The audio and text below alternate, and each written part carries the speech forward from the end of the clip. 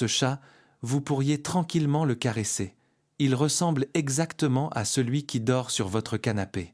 Pourtant, un détail sur sa queue révèle que vous avez affaire à un fauve capable de capturer jusqu'à 15 proies en une seule nuit. 15 captures distinctes en une seule nuit. Et ce détail, regardez le bout de sa queue.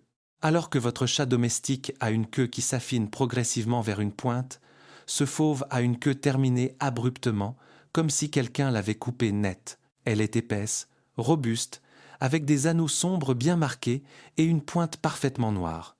Dès que vous voyez cela, croyez-moi, vous n'êtes pas en train de regarder un chat errant du voisinage. Vous regardez un chat sauvage, l'un des mammifères les plus mystérieux et les plus difficiles à observer d'Europe centrale, un animal que nous considérions comme éteint en République tchèque. Un animal qui revient aujourd'hui. Bonjour à tous, ici Tomáš Křížek et voici les mystères de la faune. Aujourd'hui, je vous apporte une histoire qui me fascine personnellement au plus haut point. L'histoire d'un fauve qui ressemble à un chat ordinaire, mais qui est en réalité un prédateur sauvage, plus ancien que toute l'histoire de la domestication. L'histoire de la façon dont nous l'avons presque perdu, comment il revient dans les forêts tchèques, et surtout pourquoi vous ne devriez jamais, au grand jamais, le confondre avec ce mignon petit chat qui réclame des friandises chez vous. Imaginez que vous marchez en forêt. C'est en fin d'après-midi.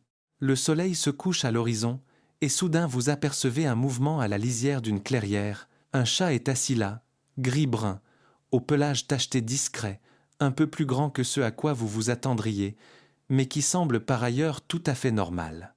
La plupart des gens penseraient que c'est un chat domestique errant.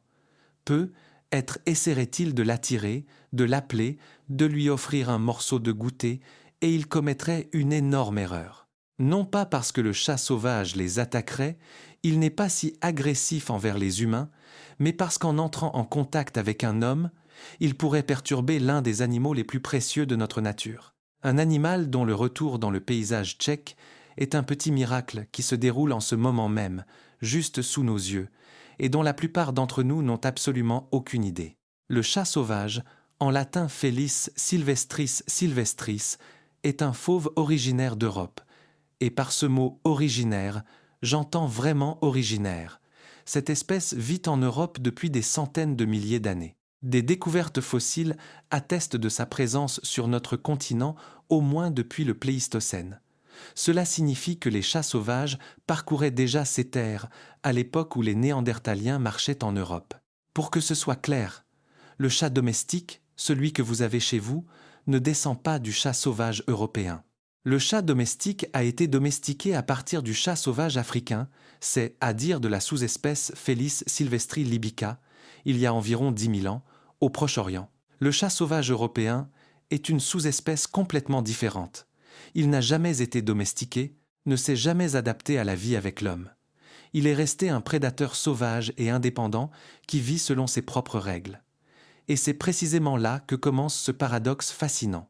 Deux animaux qui se ressemblent presque parfaitement, mais qui ont des origines, des comportements et des rapports au monde totalement différents. Quand vous placez côte à côte un chat domestique tigré gris moyen et un chat sauvage, à première vue, on ne les distingue pas. Il faut regarder très attentivement et savoir ce que l'on cherche. Alors allons-y, comment distinguer réellement un chat sauvage d'un chat domestique ? J'ai déjà mentionné la queue, le signe le plus fiable que vous pouvez utiliser dans la nature. La queue du chat sauvage est remarquablement épaisse, densément fournie, avec 3 à 5 anneaux noirs très marqués, clairement séparés les uns des autres, et surtout, cette queue se termine par une pointe arrondie et mousse, qui est toujours d'un noir intense. Le chat domestique a généralement une queue plus fine, avec des anneaux moins marqués voire absents, et qui s'affine vers une pointe. C'est une différence que vous pouvez repérer même à bonne distance si vous savez quoi regarder. Un autre signe est la taille et la structure du corps. Le chat sauvage est généralement plus robuste que le chat domestique moyen.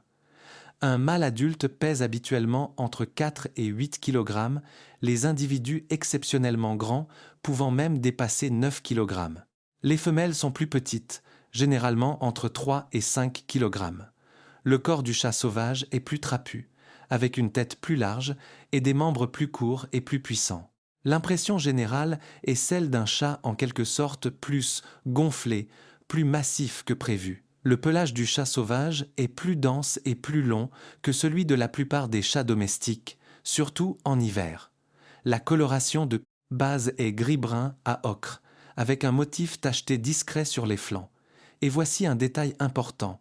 Ce motif tacheté est chez le chat sauvage toujours flou, discret, comme délavé. Si vous voyez un chat avec des rayures nettes et vives, il s'agit très probablement d'un chat domestique ou d'un hybride. Le chat sauvage a une bande sombre sur le dos qui s'étend de la nuque à la base de la queue, mais les bandes latérales sont toujours estompées et floues. Le visage du chat sauvage est plus large, plus plat, avec un nez rose bien marqué. Les oreilles sont plus courtes et plus arrondies que chez la plupart des races domestiques.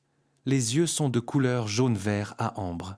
L'expression générale du visage paraît en quelque sorte plus sauvage, plus primitive, moins mignonne, si l'on peut dire, que celle du chat domestique qui, après des milliers d'années de domestication, a acquis des traits faciaux plus doux, plus enfantins, qui éveillent en nous un instinct protecteur. Mais, même avec tous ces indices, la distinction sur le terrain est souvent extrêmement difficile. Même des zoologues expérimentés sont parfois incertains. Le seul moyen totalement fiable de confirmer qu'il s'agit bien d'un chat sauvage pur est l'analyse génétique. Et justement, la génétique joue un rôle absolument central dans toute l'histoire du retour du chat sauvage dans les forêts tchèques. Mais nous y reviendrons dans un instant. Voyons d'abord l'histoire. Comment cela s'est-il passé pour le chat sauvage sur le territoire de l'actuelle République tchèque ? La réponse est étonnamment riche et en même temps triste. Le chat sauvage était une espèce indigène sur le territoire de la Bohême, de la Moravie et de la Silésie depuis des millénaires. Il habitait de vastes forêts feuillues et mixtes, surtout dans les zones de basse et moyenne altitude. Des traces de sa présence se trouvent dans les registres de chasse de la noblesse, dans les chroniques, dans les ouvrages d'histoire naturelle. Il faisait partie intégrante de notre faune. Les chasseurs le connaissaient, les forestiers le rencontraient, et au Moyen Âge, sa fourrure servait à doubler les manteaux. Mais un tournant est arrivé. À partir du XVIIIe siècle, la situation du chat sauvage sur notre territoire a commencé à se dégrader dramatiquement. Il y avait plusieurs raisons, toutes liées à l'activité humaine. D'abord, la déforestation. Le paysage tchèque a connu une transformation massive. Les forêts feuillues, qui étaient l'habitat naturel du chat sauvage, ont été abattues et remplacées par des terres agricoles ou converties en monoculture d'épicéas. Or, le chat sauvage est un animal qui a besoin d'une vieille forêt structurellement riche, avec de nombreux troncs tombés, des arbres creux, des fissures rocheuses et un sous-bois dense. Une monoculture d'épicéas n'est pas un habitat pour lui, c'est un désert. Ensuite, la persécution directe. Le chat sauvage était considéré comme nuisible. Il était chassé sans limite, des appâts empoisonnés étaient posés dans des pièges. Les chasseurs le tiraient à chaque occasion, car on croyait qu'il détruisait le petit gibier utile.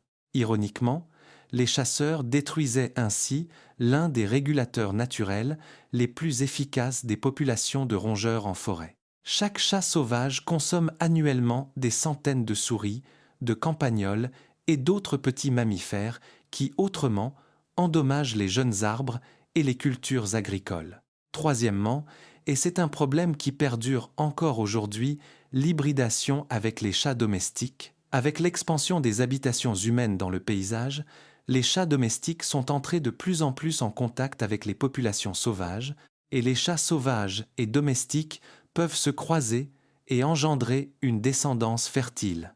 Cela signifie que même là où les chats sauvages ont survécu, il existait un risque que leur identité génétique se dissolve dans la mer des gènes des chats domestiques. Le résultat de cette triple pression fut que le chat sauvage a pratiquement disparu du territoire tchèque. Les dernières observations fiables de sa présence en Bohême datent du XIXe siècle. En Moravie, il s'est maintenu un peu plus longtemps. Les dernières découvertes confirmées datent de la première moitié du XXe siècle. Puis vint le silence. Des décennies sans aucune observation confirmée.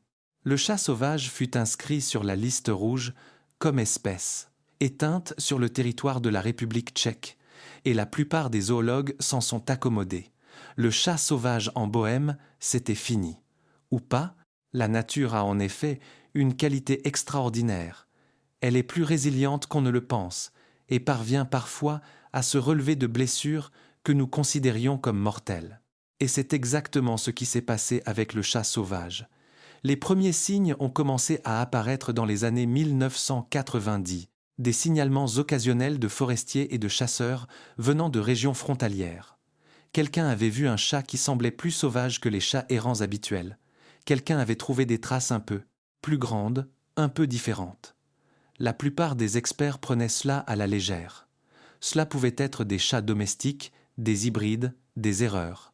Mais ensuite sont arrivés les pièges photographiques, une technologie qui a fondamentalement changé notre façon d'étudier la faune sauvage. Des caméras automatiques disposées en forêt qui se déclenchent au mouvement et prennent des clichés de jour comme de nuit. Et soudain, sur les images ont commencé à apparaître des chats qui avaient un aspect différent. Des chats avec cette queue épaisse caractéristique, à la pointe arrondie, avec des taches floues sur les flancs. Des chats qui se déplaçaient, profondément en forêt, loin des habitations humaines, à des heures où aucun chat domestique raisonnable ne sort habituellement. Le moment décisif est arrivé lorsqu'on a réussi à obtenir les premiers échantillons génétiques, et les résultats furent impressionnants. Oui, dans les forêts frontalières tchèques vivent des chats sauvages génétiquement purs. Ce n'étaient pas des hybrides, ce n'étaient pas des chats domestiques redevenus sauvages. C'étaient de vrais authentiques, Felis sylvestris sylvestris, à la génétique sauvage pure. D'où venaient-ils? La réponse se trouve au-delà des frontières. En Allemagne, notamment dans des régions comme la forêt bavaroise, la forêt palatine et le massif du Harz, des populations de chats sauvages ont survécu même aux périodes de persécution les plus intenses. Dans les dernières décennies du XXe siècle, quand l'approche de la protection de la nature a changé et que le chat sauvage a obtenu une protection légale, ces populations ont commencé à se rétablir et à s'étendre lentement. Et par les corridors forestiers à travers les montagnes frontalières, les chats sauvages ont commencé à revenir naturellement sur le territoire tchèque. Un processus similaire se produit depuis le sud. En Slovaquie et en Autriche, le chat sauvage n'a jamais complètement disparu, et de là aussi, une expansion naturelle se produit vers la Moravie. Aujourd'hui, on connaît la présence du chat sauvage dans plusieurs régions de République tchèque, la Šumava et la forêt tchèque au sud-ouest, les monts Dupov au nord-ouest, le Podiji en Moravie du Sud, le Karst morave, les Carpates blanches. Ce sont principalement des zones au vaste complexe de forêts feuillues et mixtes proches des frontières nationales, d'où les animaux arrivent. Les effectifs ne sont pas importants. On estime que quelques dizaines d'individus vivent sur le territoire tchèque, peu, être un peu plus d'une centaine, mais personne ne connaît le chiffre exact. Le chat sauvage est un animal si mystérieux que même avec la technologie moderne, il est extrêmement difficile de savoir combien il y en a réellement. Et ici, permettez-moi une petite digression personnelle. Quand j'ai appris pour la première fois que les chats sauvages revenaient dans les forêts tchèques, j'ai ressenti un sentiment particulier, un mélange d'enthousiasme, d'émerveillement et d'une sorte d'humilité, parce que voici un animal que nous, en tant que société, avons presque exterminé. Nous l'avons tiré, empoisonné, détruit son habitat, et il revient. Silencieusement, sans fanfare, il traverse simplement la frontière et recommence à vivre là où il vivait des milliers d'années avant nous. Il y a quelque chose de beau et en même temps de honteux là-dedans. Beau parce que cela montre la force de la nature. Honteux parce que cela rappelle ce que nous lui avons fait. Mais continuons. Je vous ai promis que nous parlerions de ce que le chat sauvage est capable de faire en une seule nuit, et je vais tenir ma promesse. Le chat sauvage est un chasseur nocturne.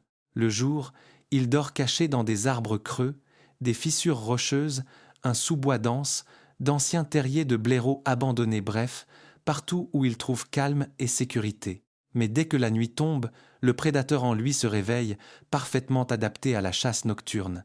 Ses yeux possèdent, tout comme ceux du chat domestique, une couche spéciale derrière la rétine, appelée tapetum lucidum, qui réfléchit la lumière à travers la rétine et augmente considérablement la sensibilité de l'œil en conditions de faible luminosité. Le chat sauvage voit environ 6 fois mieux que l'homme dans le noir. La nuit, alors que nous heurterions des arbres et trébucherions sur des racines, lui se déplace avec une assurance totale.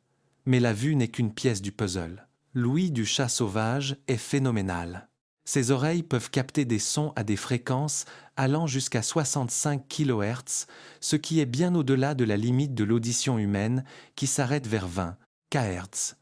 Cela signifie que le chat sauvage entend les signaux ultrasoniques que produisent les souris et les campagnols pour communiquer. Il entend littéralement sa proie parler. Il peut localiser la source d'un son avec une précision de quelques degrés et se concentrer sur une souris cachée sous une couche de feuilles ou de neige. Et puis, il y a les moustaches, ces merveilleuses vibrisses.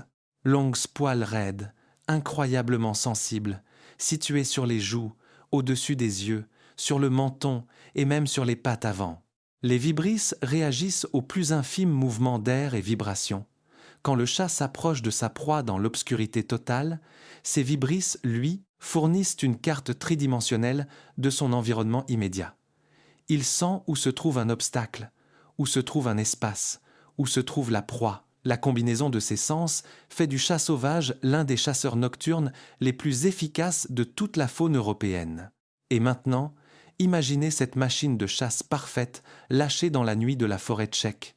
Son territoire, c'est, à dire le domaine vital qu'il parcourt régulièrement, s'étend sur environ 200 à 1000 hectares, les mâles ayant généralement un territoire plus grand que les femelles. En une seule nuit, le chat sauvage peut parcourir une distance de 5 à 10 km en parcourant systématiquement son territoire et en chassant. Sa proie principale est constituée de petits rongeurs, mulots, campagnols roussâtres, campagnols des champs, souris. C'est la base de son régime alimentaire, représentant environ 70 à 90% de toute sa nourriture. Mais le chat sauvage n'est pas un spécialiste exclusif. Il peut capturer un lapin, un lièvre, une taupe, des oiseaux, des amphibiens, des insectes, voire de petits serpents. En hiver, quand la nourriture se fait rare, il ne refuse pas non plus les restes de plus grands gibiers, s'il en trouve. La technique de chasse est typiquement féline. Une approche silencieuse et lente, tête basse, corps plaqué au sol, yeux fixés sur la cible, puis une attaque fulgurante. Le chat sauvage ne poursuit pas sa proie sur de longues distances comme un chien ou un loup. C'est un prédateur d'embuscade, un guetteur patient qui compte sur la surprise et la rapidité de la première attaque. Le bond peut être rapide comme l'éclair est mortel. Avec des griffes acérées, il saisit sa proie et la tue d'une forte pression des mâchoires. Et c'est seulement maintenant que vous comprenez ce chiffre que j'ai mentionné au début, 15 captures en une seule nuit. Ce n'est pas une exagération. Des études menées en Allemagne et en Écosse, où des chats sauvages ont été suivis grâce à des colliers GPS et par observation directe, ont montré qu'un chat sauvage actif peut effectivement capturer 10 à 15 petits mammifères au cours d'une seule nuit de chasse. Si la proie est suffisamment abondante, c'est une quantité incroyable. Un chat domestique qui rôde autour d'un village capture peut être 1 ou 2 rongeurs par nuit, si tant est qu'il en capture. Le chat sauvage est à un tout autre niveau. C'est un tueur professionnel, entraîné par des millions d'années d'évolution à un seul but. Et c'est peu être le moment de s'arrêter et de se poser la question. Savez-vous en fait combien de souris et de campagnols un seul chat sauvage peut éliminer en une année entière? Si l'on prend une moyenne de 10 captures par nuit de chasse et qu'on considère que le chat sauvage chasse pratiquement toutes les nuits, on arrive à un chiffre d'environ 3000 à 4000 rongeurs capturés par an. 3000 à 4000. Une seule créature. C'est un service de régulation qu'aucune intervention humaine ne peut remplacer. Et c'est précisément pourquoi il devrait être dans l'intérêt de chaque forestier, de chaque agriculteur et de chaque défenseur de la nature que le chat sauvage prospère dans les forêts tchèques. Si ce fauve fascinant vous a captivé et que vous voulez en savoir plus sur les animaux qui vivent dans la nature tchèque, n'hésitez pas à cliquer sur l'abonnement à la chaîne. Les mystères de la faune. Partagez cette vidéo avec tous ceux qui aiment la nature et laissez-nous un commentaire si vous avez déjà vu un chat dont vous n'êtes plus sûr maintenant si ce n'était pas justement un chat sauvage. Nous vous attendrons avec d'autres histoires qui vous surprendront à coup sûr. Et maintenant, continuons. J'ai parlé de l'hybridation avec les chats domestiques et j'ai promis d'y revenir. Alors la voici. Et croyez-moi, c'est l'un des problèmes les plus complexes de toute la protection du chat sauvage en Europe. La situation est en effet la suivante. Sur le territoire de la République tchèque vivent environ plus de 2 millions de chats domestiques. Une part importante d'entre eux, surtout à la campagne, se déplacent librement à l'extérieur. Les mâles de chats domestiques peuvent avoir des territoires qui s'étendent sur des centaines de mètres, voire plusieurs kilomètres depuis la maison.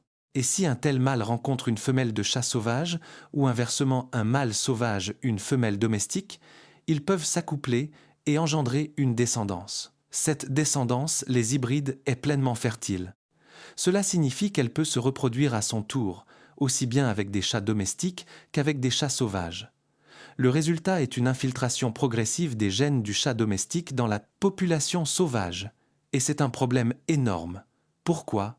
Parce que les gènes du chat domestique portent des caractéristiques sélectionnées par l'homme pendant des milliers d'années de domestication. Taille corporelle plus petite, proportions différentes, comportements différents, moindre vigilance envers l'homme, pigmentation différente. Ces caractéristiques peuvent réduire la capacité d'adaptation des chats sauvages dans leur environnement naturel. Un hybride peut être moins performant à la chasse, moins résistant au froid, moins prudent face aux prédateurs. Dans certaines régions d'Europe, la situation est alarmante. Par exemple en Écosse, où vit la population de chats sauvages écossais, sous-espèce Felis sylvestri grampia. Des études génétiques ont montré que la grande majorité des animaux examinés portent un certain niveau d'hybridation avec des chats domestiques.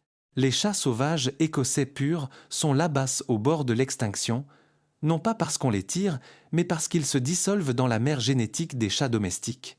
C'est une extinction que vous ne voyez pas. L'animal ressemble toujours à un chat sauvage, mais ses gènes sont déjà mélangés. C'est comme si quelqu'un réécrivait lentement un livre, changeant mot après mot, phrase après phrase, jusqu'à ce qu'il ne reste plus rien du texte original. En République tchèque, la situation est pour l'instant meilleure, car la population locale de chats sauvages est relativement récente.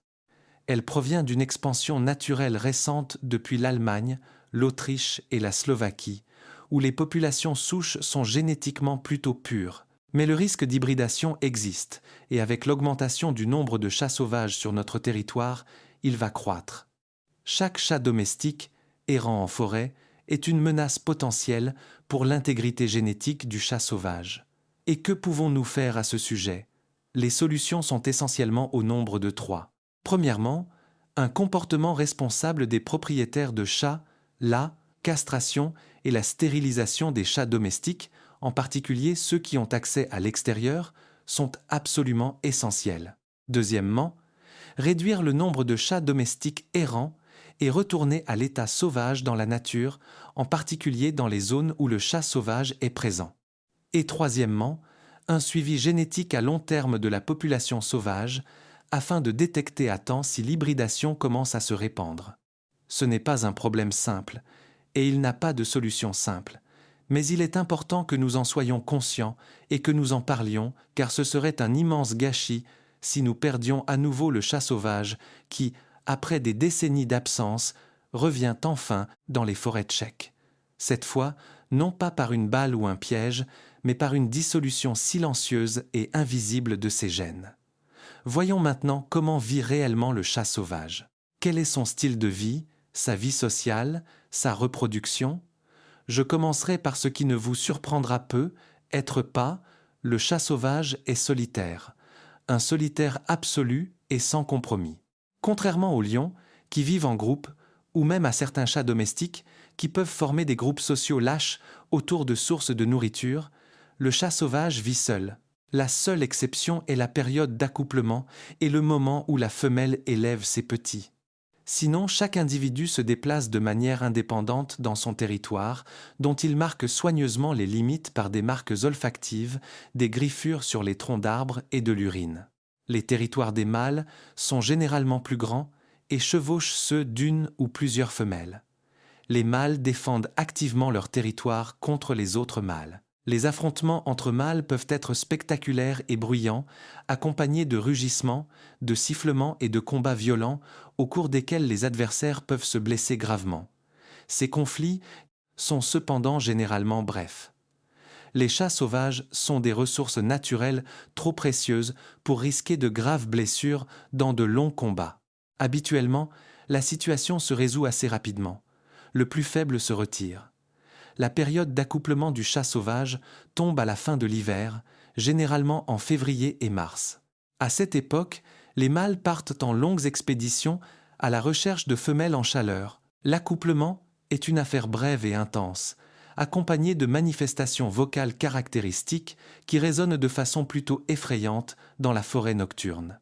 Certains forestiers admettent que le rugissement nocturne du chat sauvage en rue les a effrayés, avant qu'ils comprennent ce qui le provoquait.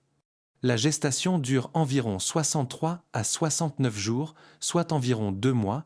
La femelle met bas le plus souvent 3 à 4 petits, rarement jusqu'à 6. Les petits naissent aveugles et sourds, avec un pelage gris doux et sont totalement dépendants de leur mère. Ils ouvrent les yeux vers le 9 et, un 2 et jour de leur vie. La femelle est une mère attentive et dévouée. Elle cache ses petits dans une tanière sûre, le plus souvent dans un arbre creux, une fissure rocheuse ou un terrier abandonné, et les déplace régulièrement vers de nouveaux endroits pour réduire le risque qu'un prédateur ne les trouve. Les petits commencent à prendre de la nourriture solide vers la 4e ou 5e semaine, mais la mère les allaite jusqu'à l'âge de 3 à 4 mois. Apprendre à chasser est un processus progressif. D'abord, la mère apporte aux petits des proies mortes, puis vivantes, afin qu'ils puissent s'exercer à capturer, et enfin elle les emmène avec elle en expédition de chasse.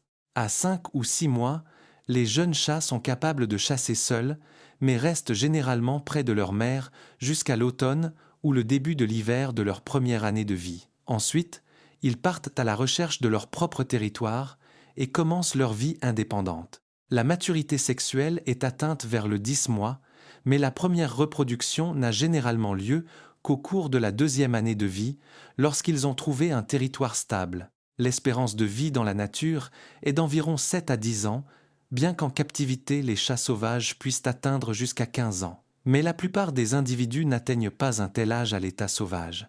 La mortalité naturelle est élevée, en particulier chez les jeunes animaux durant leur première année de vie. Hiver rigoureux, prédateurs, maladies, accidents de la route, tout cela prélève son tribut. Et justement, les accidents de la route sont l'une des causes importantes de mortalité des chats sauvages en République tchèque, comme dans toute l'Europe. Les chats sauvages se déplacent principalement au crépuscule et la nuit, c'est à dire au moment où la visibilité sur les routes est la plus mauvaise.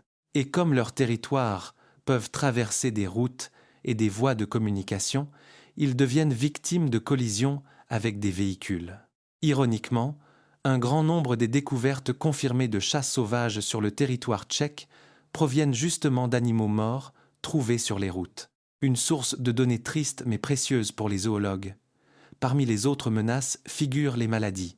Le chat sauvage peut souffrir de diverses maladies, dont certaines sont transmises justement par les chats domestiques.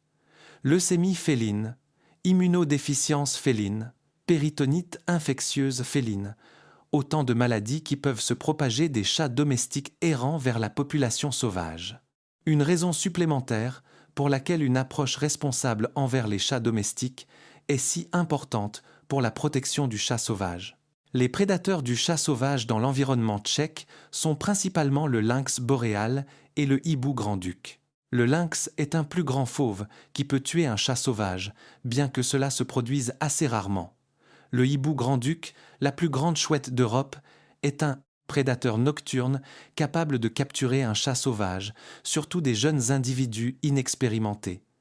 Et bien sûr, l'aigle royal, là où il est présent, peut représenter une menace pour les petits. Mais revenons aux bonnes nouvelles. Le chat sauvage est strictement protégé par la loi en République tchèque. Il est classé parmi les espèces spécialement protégées dans la catégorie des espèces gravement menacées. Toute mise à mort intentionnelle, capture, dérangement ou dégradation de son habitat est strictement interdite et punissable. Parallèlement, plusieurs projets de recherche cartographient la répartition du chat sauvage sur le territoire tchèque, suivent sa dynamique de population et sa pureté génétique. L'un des outils clés de la recherche est déjà le réseau de pièges photographiques mentionné. Dans les zones où le chat sauvage est présent ou où sa présence est présumée, des dizaines de caméras automatiques sont installées et surveillent en permanence l'environnement forestier. Un autre outil important est la collecte d'échantillons génétiques, principalement à partir d'excréments, de poils récupérés sur des stations d'appât spéciales et bien sûr d'animaux morts trouvés. L'analyse génétique permet non seulement de confirmer l'appartenance à l'espèce, mais aussi de déterminer si un individu donné est pur ou s'il porte des traces d'hybridation avec le chat domestique. Ces dernières années, d'autres technologies modernes se sont ajoutées à la recherche. Les colliers GPS, qui permettent de suivre les déplacements d'animaux individuels en temps réel, la surveillance acoustique, qui enregistre les manifestations vocales des chats sauvages la nuit, et même l'analyse de l'ADN environnemental, qui permet, à partir d'échantillons de sol ou d'eau, de détecter la présence de l'espèce dans une zone donnée sans avoir à la voir ou à la capturer. Toutes ces recherches créent ensemble une image de plus en plus détaillée de la façon dont se porte le chat sauvage en République tchèque. Et cette image est prudemment optimiste. La population semble stable, peut être légèrement croissante. Les animaux sont génétiquement en grande majorité purs. Ils se trouvent dans des zones à l'environnement favorable, mais il est trop tôt pour se réjouir. La population reste très petite et vulnérable. Il suffirait d'un hiver rigoureux, d'une épidémie, d'une mauvaise décision en matière d'aménagement du territoire pour que tout ce retour fragile s'effondre. Et permettez-moi ici une seconde remarque personnelle. Quand je pense au chat sauvage dans le contexte de la nature tchèque, je ne peux m'empêcher de faire une comparaison. Nous sommes une nation qui aime les chats. La République tchèque figure parmi les pays ayant le plus grand nombre de chats domestiques par habitant en Europe. Nous avons des chats sur nos oreillers, sur Internet, sur nos tasses, mais combien d'entre nous savent que dans les forêts, à quelques dizaines de kilomètres de chez eux, vit un véritable chat sauvage indigène? Un animal qui était là bien avant que le premier homme n'apporte le premier chat domestiqué depuis le Proche-Orient. Il me semble qu'il y a là une belle opportunité, celle d'étendre notre amour des chats à cette cousine sauvage qui, après une longue absence, revient enfin chez elle. Regardons maintenant le contexte européen plus large. Le chat sauvage européen se trouve ou se trouvait historiquement dans presque toute l'Europe, de l'Écosse à la Turquie, du Portugal au Caucase. Sa répartition actuelle est cependant nettement fragmentée. Les populations les plus grandes et les plus stables vivent en Allemagne, où le nombre de chats sauvages a considérablement augmenté ces dernières décennies grâce à une protection efficace et à la restauration des habitats forestiers dans des régions comme l'Eifel, la forêt bavaroise, le Harz, la forêt noire. Partout là-bas, les chats sauvages prospèrent. Des populations importantes existent aussi en France, en Espagne, en Italie, dans les Balkans et dans les Carpates. À l'inverse, dans certains pays, la situation est critique. J'ai déjà mentionné l'Écosse, où l'hybridation a presque englouti la population sauvage. Des problèmes similaires existent en Hongrie, dans certaines régions d'Italie et ailleurs, là où le contact avec les chats domestiques est intense. À l'échelle européenne, plusieurs projets de conservation transfrontaliers sont menés visant le chat sauvage. L'objectif est de relier les populations isolées par des corridors forestiers afin que les différents groupes d'animaux puissent communiquer et échanger du matériel génétique entre eux. Car les populations isolées, même génétiquement pures, sont menacées à long terme par la perte de variabilité génétique. La consanguinité, c'est, à dire le croisement entre apparentés, peut entraîner une diminution de la résistance, de la fertilité et de la capacité d'adaptation. C'est pourquoi il est si important qu'il existe des corridors praticables entre les populations par lesquels les animaux individuels puissent se déplacer. La République tchèque occupe à cet égard une position stratégiquement importante. Elle se situe à la croisée entre les populations allemandes à l'ouest, les populations carpathiques à l'est et les populations alpines au sud. Si le chat sauvage s'établit durablement en République tchèque, le paysage tchèque pourrait fonctionner comme un pont reliant les populations d'Europe occidentale et orientale. Cela aurait une importance immense pour la survie à long terme de l'espèce sur tout le continent. Mais cela ne se produira pas automatiquement. Cela exige des soins apportés au paysage. Cela exige la préservation et la restauration des forêts feuillues et mixtes. Cela exige la création et le maintien de corridors forestiers, de ceintures vertes qui permettent aux animaux un passage sûr à travers le paysage. Cela exige la construction de passages sûrs au-dessus des routes et des autoroutes, les fameux écoducs, qui permettent à la faune de franchir les barrières routières, et cela exige une coopération entre les pays, entre les défenseurs de la nature, les forestiers, les chasseurs, les agriculteurs et le public. Puisque nous parlons des forêts, il y a encore un aspect important concernant la relation entre le chat sauvage et son environnement. Le chat sauvage est ce qu'on appelle une espèce parapluie. Qu'est-ce que cela signifie ? Cela signifie qu'en protégeant le chat sauvage et son habitat, nous protégeons en même temps toute une série d'autres organismes qui partagent le même biotope. Une vieille forêt feuillue avec des troncs tombés, des arbres creux, un sous-bois riche et des ruisseaux propres n'est pas l'habitat du seul chat sauvage. C'est aussi l'habitat des tritons, des salamandres, des coléoptères rares, des champignons, des lichens, des chauves-souris, des pics, des hiboux, des reptiles et de centaines d'autres espèces. En protégeant la forêt pour le chat sauvage, nous la protégeons pour toutes ces créatures en même temps. Le chat sauvage est un porte-drapeau, un symbole charismatique qui peut aider à faire avancer la protection de tout l'écosystème forestier. Et maintenant, une question pour vous. Vous êtes-vous déjà demandé combien d'animaux sauvages vivent dans les forêts autour de chez vous sans que vous ne le sachiez jamais ? Le chat sauvage en est un exemple parfait. C'est un animal qui vit à proximité des hommes, mais qui ne se montre presque jamais. Il est actif la nuit, quand nous dormons. Il se déplace silencieusement, prudemment, comme une ombre entre les arbres. Il peut vivre dans la forêt où vous vous promenez, et vous n'en aurez jamais la moindre idée. Et pourtant il est là, il chasse, se reproduit, élève ses petits, défend son territoire. Toute une vie riche et complexe se déroule littéralement derrière votre clôture, cachée sous un voile d'obscurité et de forêt. Parlons encore de quelques détails fascinants sur l'anatomie et la physiologie du chat sauvage que je n'ai pas encore mentionnés. Le chat sauvage, comme tous les félins, possède des griffes rétractiles. Cela signifie qu'au repos, ces griffes sont cachées dans des gaines cutanées et ne sortent que pour la chasse, l'escalade ou la défense. Grâce à cela, ces griffes restent toujours acérées, car elles ne s'usent pas en marchant sur des surfaces dures.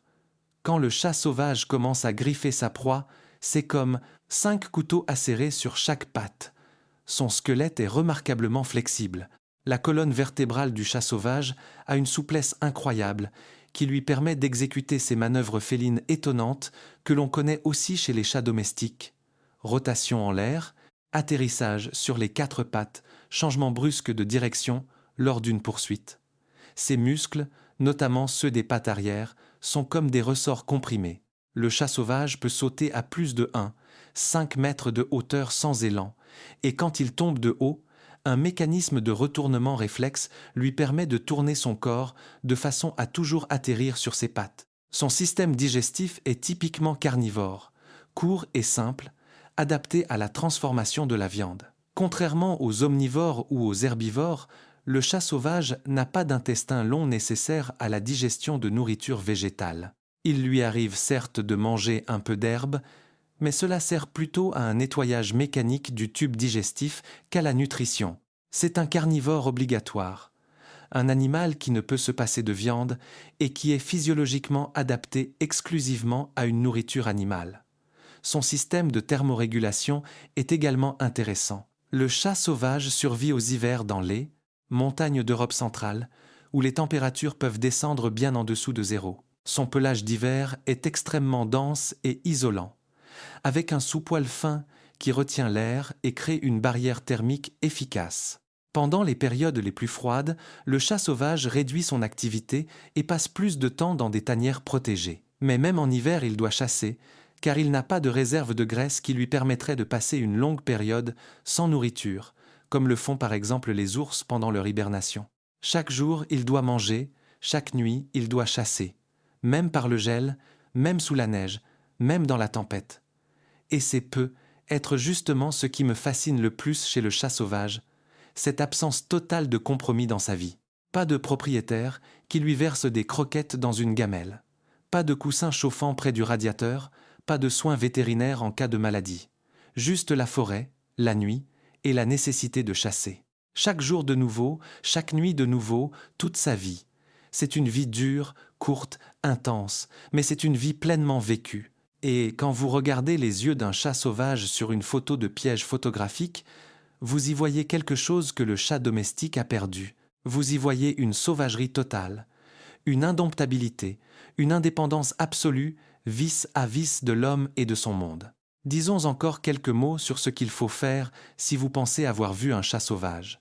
Premièrement, ne paniquez pas, mais n'essayez pas non plus de vous en approcher. Le chat sauvage évite l'homme.